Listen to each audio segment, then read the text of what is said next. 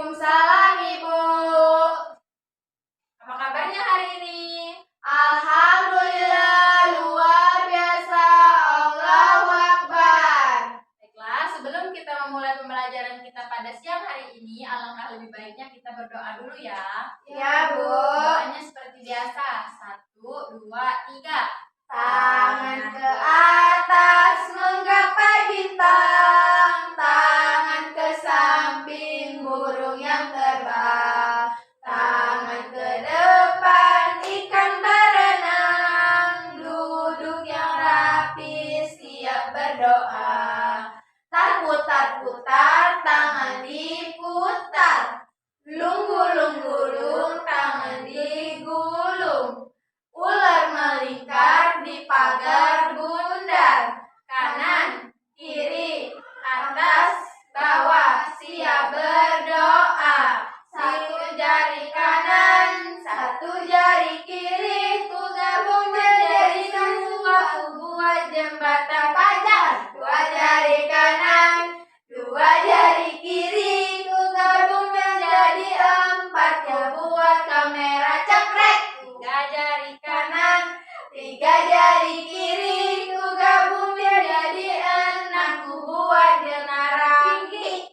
Empat jari kanan, empat jari kiri, ku gabung menjadi delapan, ku buat telinga kelinci. Lima jari kanan, lima jari kiri, ku gabung menjadi 10, ku siap berdoa. Bismillahirrahmanirrahim. Amin. Baiklah, siapa yang sudah hadir pada siang hari ini? Hadir semua, Bu. Ini ya. Iya. Baiklah, ada yang tahu kita hari ini akan belajar apa? Keterampilan berbicara. Ya, benar. Hari ini kita akan belajar mengenai keterampilan berbicara. Yang pertama yaitu pengertian keterampilan berbicara. Keterampilan berbicara adalah sebuah kemampuan berbahasa dalam mengucapkan bunyi-bunyi artikulasi atau pengucapan kata-kata untuk mengekspresikan, menyatakan, menyampaikan ide, pikiran, pendapat, gagasan, dan perasaan kepada orang lain. Sebagai mitra pembicara, didasari oleh kepercayaan diri, jujur, benar, dan bertanggung jawab dengan menghilangkan masalah psikologis seperti malu, rendah diri, ketegangan, berat lidah, dan lain-lain. Berbicara juga merupakan suatu proses penyampaian informasi, ide, atau gagasan pembicara kepada pendengar.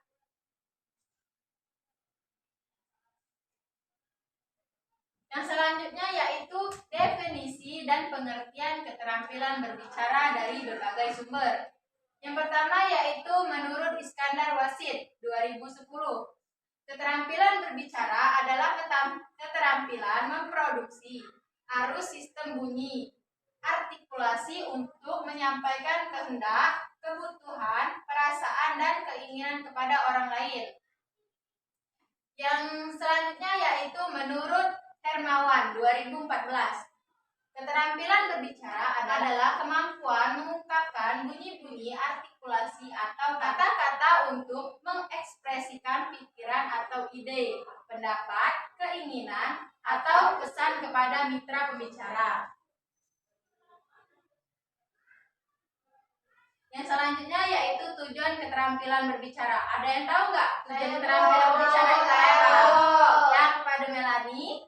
Tujuan berbicara secara umum adalah karena adanya dorongan keinginan untuk menyampaikan pikiran atau gagasan kepada orang lain yang diajak berbicara. Sedangkan tujuan secara khusus ialah mendorong orang untuk lebih bersemangat mempengaruhi orang lain agar mengikuti atau menerima pendapat gagasannya, menyampaikan sesuatu informasi kepada lawan bicara, menyenangkan hati orang lain, memberi kesempatan lawan bicara untuk berpikir dan menilai gagasannya. Iya, benar. Jadi tujuan pembicara itu adalah secara umum karena adanya dorongan keinginan untuk menyampaikan pikiran atau gagasan. Nah, selanjutnya yaitu menurut Hermawan 2024, tujuan keterampilan berbicara bagi peserta didik adalah sebagai berikut. Yang pertama yaitu kemudahan berbicara. Peserta didik harus dilatih untuk menyampaikan keterampilan berbicara agar terlatih kepercayaan diri di dalam pengucapannya. Yang kedua yaitu kejelasan. Untuk melatih peserta didik agar dapat berbicara dengan artikulasi yang jelas dan tepat dalam pengucapan. Yang ketiga yaitu bertanggung jawab. Latihan untuk peserta didik agar berbicara dengan baik dan dapat menempatkan pada situasi yang sesuai agar dapat bertanggung jawab. Yang selanjutnya yaitu yang keempat, silakan Medika dibaca. Membantu pendengaran yang kritis, melatih peserta didik dalam menyimak lawan bicara dan mampu mengoreksi jika ada ucapan yang salah. Ya, selanjutnya yaitu Melani, silakan baca. Yang kelima, membentuk kebiasaan, yaitu membiasakan peserta didik dalam mengungkapkan kosakata atau kalimat sederhana secara baik dan juga harus dibantu oleh lingkungan sekolah atau guru. Ya, benar. Yang selanjutnya yaitu jenis-jenis keterampilan berbicara. Menurut Musaba 2012, keterampilan berbicara dapat dibagi menjadi beberapa jenis, yaitu antara lain sebagai berikut. Yang pertama yaitu bercerita. Bercerita adalah menurunkan sesuatu cerita secara lisan, walaupun bahan cerita bisa berwujud karangan tertulis. Kebiasaan bercerita ini banyak ditemukan di berbagai daerah di Indonesia. Kegiatan bercerita yang disebutkan di sini lebih bersifat tradisional, berlaku secara turun-temurun. Yang selanjutnya yaitu debat. Istilah debat tampaknya juga cukup dikenal di kalangan masyarakat. Debat sebenarnya mirip dengan dialog. Debat berarti bertukar pikiran secara terbuka untuk membahas masalah yang masih merupakan pro dan kontra dengan memperhatikan aturan dan tata tertib tertentu. Yang selanjutnya yaitu diskusi. Istilah diskusi cukup dikenal terutama di kalangan kaum pendidik.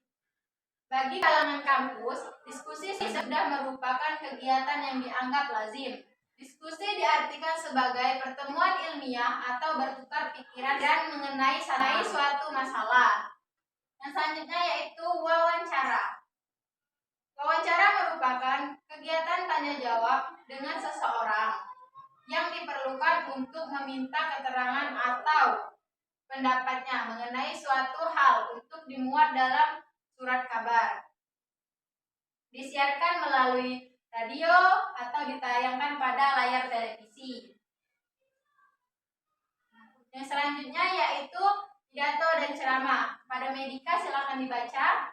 Pidato adalah sebuah kegiatan berbicara di depan umum atau berorasi untuk menyatakan pendapatnya atau memberikan gambaran tentang suatu hal, sedangkan ceramah merupakan suatu kegiatan berbicara di depan umum dalam situasi tertentu untuk tujuan tertentu dan kepada pendengar tertentu. Yang selanjutnya yaitu percakapan. Percakapan adalah dialog antara dua orang atau lebih. Membangun komunikasi melalui bahasa lisan, melalui telepon misalnya, dan tulisan.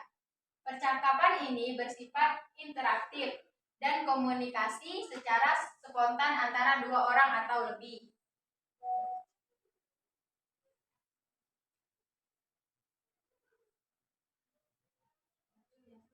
Selanjutnya yaitu teknik keterampilan berbicara.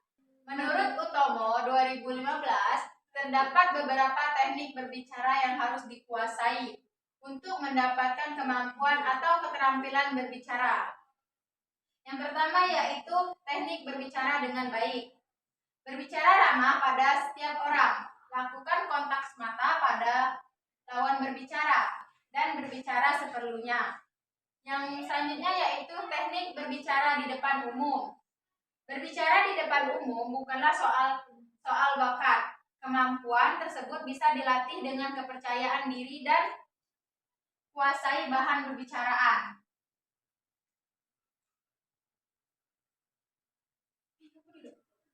Yang selanjutnya yaitu beberapa hal yang perlu diperhatikan dalam melatih teknik berbicara di depan umum, antara lain yaitu yang pertama yaitu tunjukkan antusiasi terhadap situasi dan pendengar. Yang kedua yaitu lakukan kontak mata 5-15 detik. Dan yang ketiga yaitu perlihatkan senyum agar lawan berbicara fokus pada kita. Yang keempat yaitu sisipkanlah humor, karena humor akan menghilangkan kejenuhan. Yang kelima yaitu fokus pada pembicaraan. Yang keenam yaitu berikan pujian yang jujur pada orang lain tanpa menyimpang dari maksud. Yang selanjutnya yaitu teknik berbicara profesional. Kepada Melanie silakan dibaca. Teknik berbicara profesional. Yang pertama, seorang profesional perlu mengenal teknik presentasi yang efektif. Terdapat 3 faktor penting yang perlu diperhatikan dalam berbicara profesional, yaitu yang pertama, faktor verbal 7%, menyangkut pesan yang kita sampaikan termasuk kata-kata yang kita ucapkan. Yang kedua, faktor vokal 38%, seperti intonasi, penekanan, dan resonansi suara.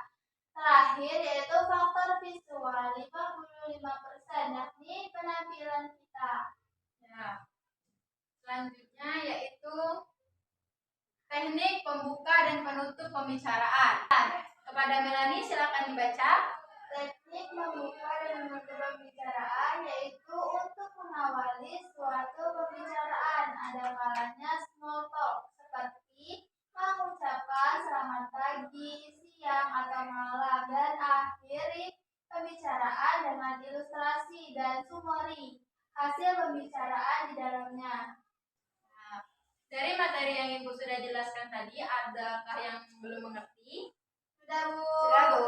Jika sudah mengerti semua, Ibu minta tolong untuk simpulkan apa saja yang telah Ibu sampaikan tadi. Saya, Bu. Nah, kepada Menika silakan maju ke depan.